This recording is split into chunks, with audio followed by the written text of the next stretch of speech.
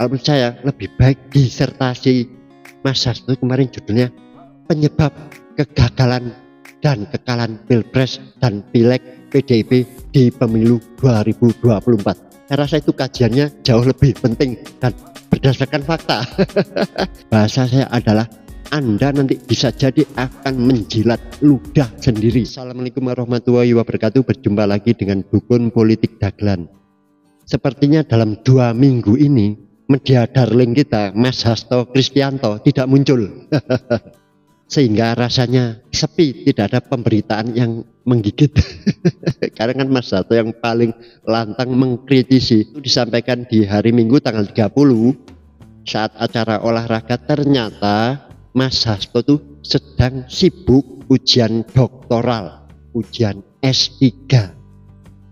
Saya nggak paham ini, saya ini kan S lilin. Wah, makanya kok Mas Hasto ini kok sepi, ini nggak berkomentar. Alhamdulillah, jadi PDIP kembali ke fitrah menurut saya. Tidak banyak cerita, tidak banyak drama seperti kemarin. Sekretaris Jenderal DPP PDIP Hasto Kristianto mengaku siap kooperatif jika dirinya kembali dipanggil oleh KPK terkait kasus Harun Masiku. Ya, siap, kata Hasto ditemui di GBK Jakarta Minggu tanggal 30 Juni. Kendati begitu, ia mengatakan untuk Juli mendatang dirinya masih akan fokus dulu menuntaskan program doktoral keduanya. Moga-moga karena nanti saya direncanakan tanggal 4 Juli itu ada ujian program doktoral saya yang kedua, kemudian baru masuk ujian tertutup, baru promosi terbuka nantinya, ungkapnya. Mas Hasto mengaku saat ini dirinya tengah sibuk menyelesaikan penelitian disertasi di Sekolah Kajian Strategik dan Global SKSD Universitas Indonesia atau UI. Penelitian itu dilakukan untuk menyelesaikan gelar doktoral kedua setelah sebelumnya Hasto Kristianto menyelesaikan studi doktoral pertama di Universitas Pertahanan. Ini yang milik Departemen Pertahanan pimpinan Pak Prabowo.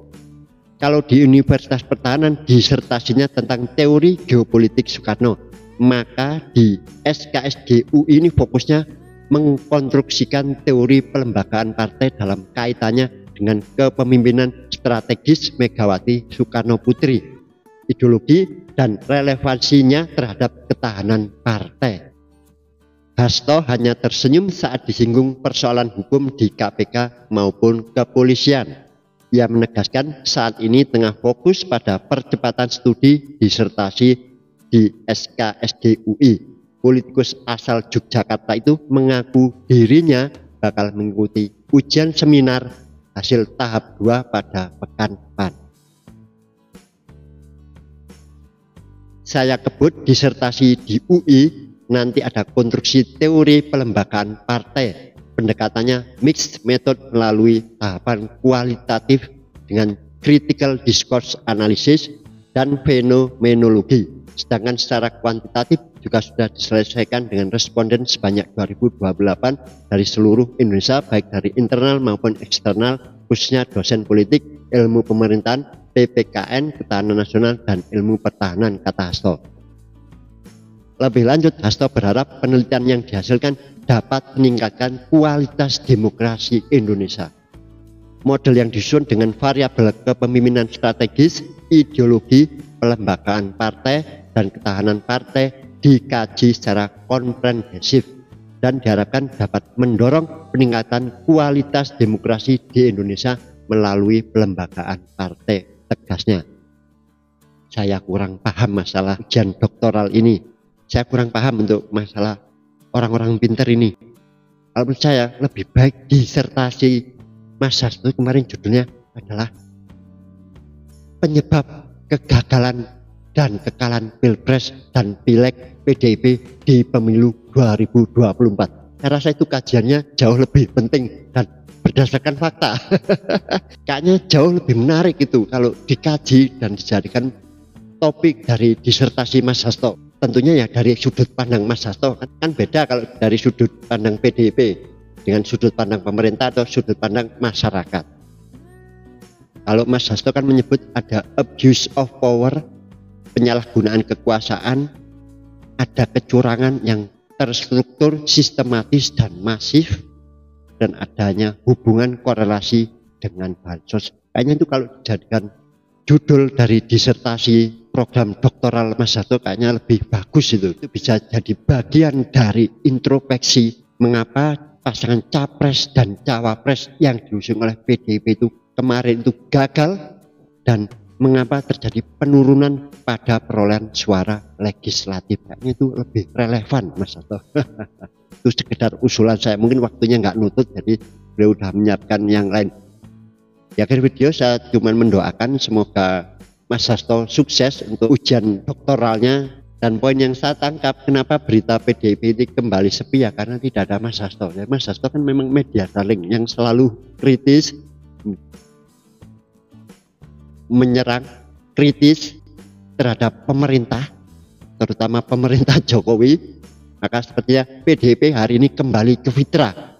Dan ini yang saya harapkan dari Mas Hasto sebagai sekjen partai terbesar di Indonesia. Nantinya setelah menyandang gelar S3 ini lebih arif, lebih bijaksana lagi dalam menyampaikan komunikasi politik. Itu menurut saya yang membuat PDIP ini turun ya, karena cara komunikasi politik menurut saya yang bukan ahli apapun tuh, tapi semua awam juga bilang komunikasi politik dari Mas Hasto itu tidak tepat. Bukan saya aja yang bilang, lawan-lawan politik Anda juga menyampaikan seperti itu. Nah itu lawan saya anggap wajar lah, saya itu kan kawan. Menyampaikan kritik harus didengar.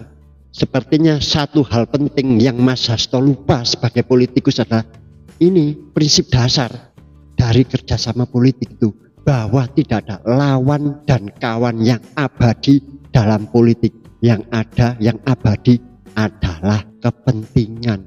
Ini yang dilupakan oleh Mas Hasto. Akhirnya Mas Hasto menyerang lawan politik sebagai musuh yang harus dibenci, yang benar-benar haram untuk bergabung. Nah ini kan fatal.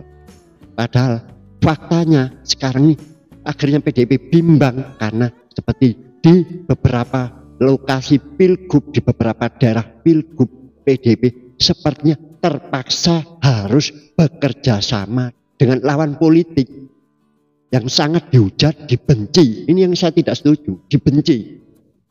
Kalau dikritisi itu harus lawan politik, tetapi menggiring opini publik untuk membenci, ini blunder bagi PDIP. Bahasa saya adalah Anda nanti bisa jadi akan menjilat ludah sendiri. Seperti disampaikan oleh Mbak Puan, Mas Anies menarik, Mas Kaisang menarik. Nah kalau Mbak Puan yang bilang ya nggak ada masalah. Karena kan Mbak Puan menurut saya tidak pernah secara letterlek, secara eksplisit menyampaikan kebencian, narasi kebencian kepada lawan politik. Kalau Anda kan selalu hampir tiap hari setelah pemilu kemarin kan drama, menghujat. Dan ini yang paling penting, menganggap lawan politik itu barang yang haram, najis. Itu sangat fatal.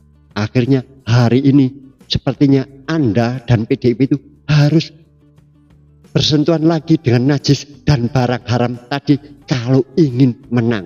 Padahal itu hal yang biasa dalam politik. Kerjasama dengan lawan politik tidak ada masalah. Karena kan kontestasi pilkada itu beda.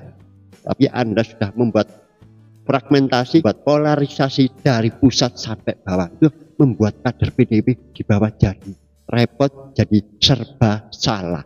Semoga Mas Hasto setelah memperoleh gelar doktoral nanti lebih bijaksana dalam berkomunikasi politik, dalam berstrategi politik.